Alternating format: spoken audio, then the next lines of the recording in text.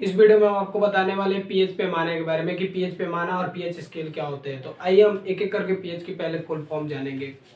बहुत ही ज़्यादा कंपटीशन और टॉपिक में पूछे जाते हैं, एकदम सिंप्लीफाई करके हम बता रहे हैं। पीएच मतलब पोटेंशियल ऑफ हाइड्रोजन, मतलब कि हाइड्रोजन की शक्ति को मापते हैं। ये एक ऐसा ऐसा पैमाना बनाया गया जिसमें हम किसी भी पदार्थ के तनु जलीय विलयन, तनु विलयन की जिसमें विलय की मात्रा कम होती है। कोई भी हम अगर विलयन बनाते हैं तो उसमें और विलय और विलायक होता है। तो विलय की मात्रा जिसमें कम होती है उसे तनु विलयन, विलय की मात्रा जिसमें अधिक रहती है उसे सांद्र विलयन कहते हैं। तो किसी भी पदार्थ के तनु विलयन की अम्लता या क्षारकता को मापने के लिए सारेंस नामक जो रसायनज्ञ था वो एक स्केल का निर्माण किया जिसपे हम किसी भी अम्ल या क्षारकता को मापने के लिए एक पैमाना विकसित कर देते हैं। ठीक है, उससे क्या होता है कि उस पैमाने से हम अम्ल और क्षार में डिफरेंस बता पाते हैं कि इन दोनों में अंतर क्या होता है और कौन अम्ल होता है और कौन क्षार होता है। किसी भी हम इसके उस स्केल से हम नापते हैं, उस स्केल को क्या कहते हैं हम, वह मापक को हम कहते हैं pH scale, potential of hydrogen इसकी फुल फॉर्म होती है। ठीक है, और पीएच स्केल हाइड्रोजन आयन की सांद्रता को व्यक्त करती है, मतलब कितने उसमें हाइड्रोजन आयन, कितनी उसकी कैपेसिटी है उसको बताती है हमारी पीएच स्केल। पीएच स्केल का फुल फॉर्म क्या होता है कि अगर पीएच दिया हो तो हाइड्रोजन आयन सांद्रण बता, क्वेश्चन में पूछे तो आप इस तरह से पीएच बराबर माइनस लॉग एच प्लस।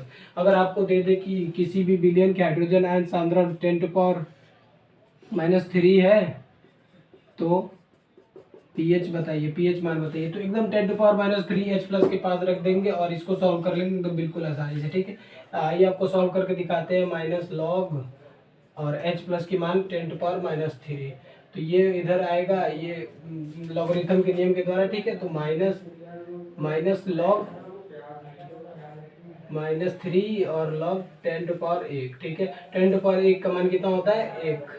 ठीक है, तो इस कितनी आएगी -3। ठीक है, और माइनस और इधर जो माइनस आएगा +3, मतलब इसकी पीएच मान कितनी हो जाएगी 3। इस तरह से बहुत सारे आपको क्वेश्चन देगा कि किसी भी नॉर्मल विलयन का 1000 है तो इसकी बताइए हाइड्रोजन आयन सांद्रण पूछ देगा या पीएच पूछ देगा। तो बहुत सारे क्वेश्चनों को हम सॉल्व कर सकते हैं। सबसे पहले इसको हम क्या करेंगे 0.001 लिख देंगे। ठीक है, इस तरह से हम इसको लिख सकते हैं कि 10⁻³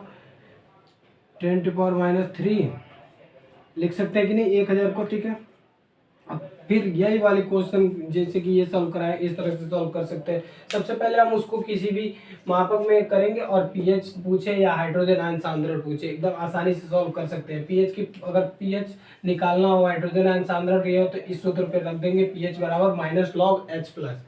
एच प्लस हम निकाल सकते हैं। अगर एच प्लस दे रहा है और जैसे दे दिया कि माना किसी जलीय विलयन का पीएच मान 3 है, इसके हाइड्रोजन आयन सांद्रण मतलब उसके हाइड्रोजन आयन कितने होंगे उस विलयन में, तो आप एकदम यहाँ पे बस पीएच के अगर 3 है तो बस 3 लिख दीजिए, बस एकदम हाइड्रोजन आयन सांद्रण इस सूत्र से निकल सकते हैं। एच प्लस बराबर क्या है 10⁻³ ठीक है। देखिए ये दोनों अगर पीएच स्केल है, कोई मान लीजिए कि जो आप पेपर ऊपर जो कुछ भी लंबाई नापते हैं उसमें एक छोटी सी जो स्केल होती है उसमें 15 सेंटीमीटर होते हैं ना, उसी तरह से ये 14 सेंटीमीटर की पीएच स्केल होती है। ये 1 2 3 4 5 6 7 और अगर इन सबके बीच में आती है कोई भी विलयन की सांद्रता तो वो क्या होती है हमारी अम्लीय होती है। अम्लीय सांद्रता वाली विलयन होती है। अगर 7 वाली स्केल पे आ जाए तो वो हमारी उदासीन होती है, न्यूट्रल फेज में होती है। ठीक है, और ये इस तरह से 8 9 10 11 12 13 इस तरह से अगर इन दोनों के बीच में आती है तो क्या होती है ये क्षार होती है। इसकी विलयन कितने विलयन की मात्रा क्या होगी कंसंट्रेशन उसकी अगर इस स्केल के 7 से और 14 के बीच में आती है किसी भी विलयन का सांद्रता तो वो हमारी क्या होगी क्षारीय होगी। क्षारीय अम्ल में हमेशा H प्लस पाया जाता है। किसी भी विलयन में अगर देखें अगर H प्लस उपलब्ध है तो वो अक्सर अम्ल ही होता है। हम बहुत निचोड़ निकाल के और लिखे भी है कि बहुत सारे कंपटीशन में पूछे जाते हैं, इसको याद करने से आसानी से आपको पता हो जाएंगे। और किसी भी एग्जाम में बहुविकल्पीय क्वेश्चन में पूछे जाते हैं कि जल का पीएच मान क्या होता है तो आप एकदम आराम से याद करेंगे जल का पीएच मान कितना होता है 7।